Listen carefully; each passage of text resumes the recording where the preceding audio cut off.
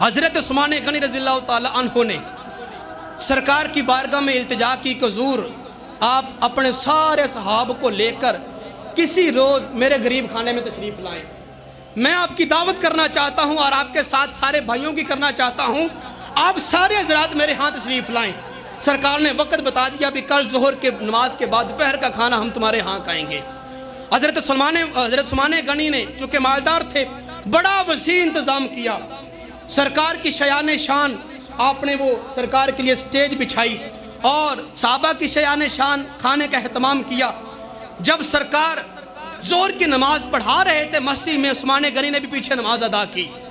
نماز کے بعد جب اعلان عام ہوا کہ چلو عثمان کے ہاں چلتے ہیں دعوت کھانے کے لیے، عثمان غنی جلدی سے بھاگ کے دروازے کے باہر کھڑے ہو گئے۔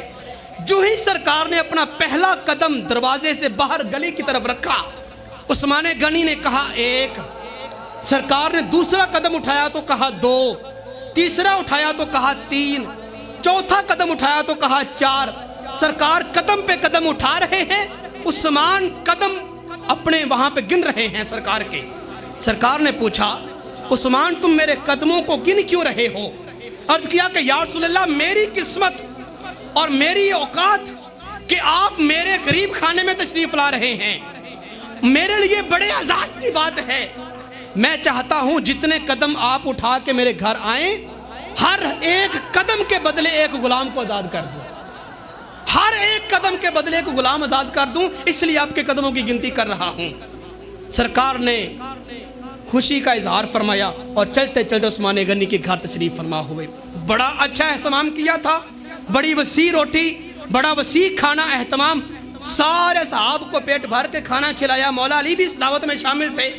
جب شام کو مولا علی اپنے گھر گئے، سیدہ فاطمہ سے کہنے لگے کہ آج عثمان بھائی نے تو کمال ہی کر دیا، بڑی خوبصورت روٹی بنائی تھی، بڑا وسیع انتظام تھا، سرکار کے بیٹھنے کے لیے بڑا خوبصورت سٹیج بنایا تھا۔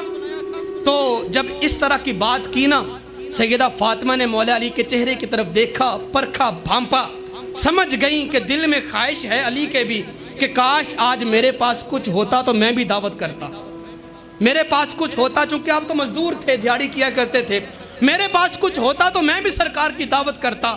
تو سیدہ نے فرمایا میرے سر کے تاج، آپ پریشان کیوں ہوتے ہیں؟ آپ کے دل کی خواہش یہ ہے کہ آپ بھی سرکار اور صاحب کی دعوت کریں، تو جائیں آپ بھی جا کے دعوت دے کے آئیں، اور کل کا آپ پیغام دیں کہ سارے ساتھیوں کو لے کے سرکار ہمارے گھر آئیں، ہم بھی آپ کی دعوت پکا رہے ہیں۔ تو کہا کہ فاطمہ انتظام کہاں سے ہوگا، اتنا ہمارے پاس تو وسائل نہیں ہیں کہ ہم اتنے صاحب کی روٹی پکا سکیں۔ تو فرمایا کہ علی آپ جائیں، جا کے دعوت دیں، جس رب کے وہ مہمان ہیں رب خود انتظام بھی فرما دے گا، آپ جا کے صرف دعوت نامہ دے کے آئیں۔ مولا علی سرکار کی بارگاہ میں عشاء کے وقت آئے، عرض کیا حضور کل دوپہر کا کھانا آپ ہمارے گھر تشریف فرماؤ اور کھائیں آ کے۔ سرکار نے سارے صحابہ میں اعلان فرما دیا کہ کل کی دعوت علی کے گھر ہے۔ کل ہو گئی، ظہر کی نماز کا وقت ہے، اور سیدہ کو مولا علی نے پوچھا کہ بیگم گھر میں کیا ہے پکانے کے لیے، کھانے کے لیے، دعوت کے لیے کیا ہے؟ تو عرض کیا کہ میرے گھر میں تھوڑے سے جو ہیں ان کا میں آٹا تیار کر لیتی ہوں، اور ایک چھوٹی سی بکری کا بچہ ہے، وہ بچہ میں ذبح آپ کر دیں، میں اس کو پکا لیتی ہوں، باقی اللہ جانے، اس کا محبوب جانے، اس کے اصحاب جانے، جو ہمارے پاس ہے سرکار کی خدمت میں پیش کر دیں گے۔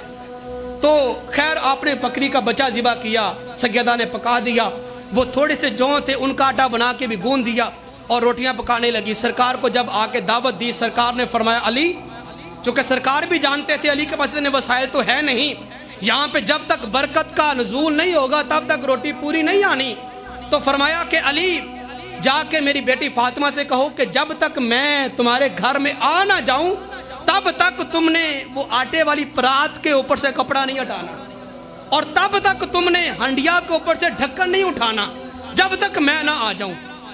یہ پیغام بھی پہنچ گیا۔ زور کے بعد سرکار حضرت سیدہ فاطمہ الزہرا رضی اللہ تعالی عنہا کے گھر اصحاب سمیت گئے۔ مولا علی نے بھی دل ہی دل میں قدموں کی گنتی کر لی، یہ قدم جب گنے تو 70 قدم بنے۔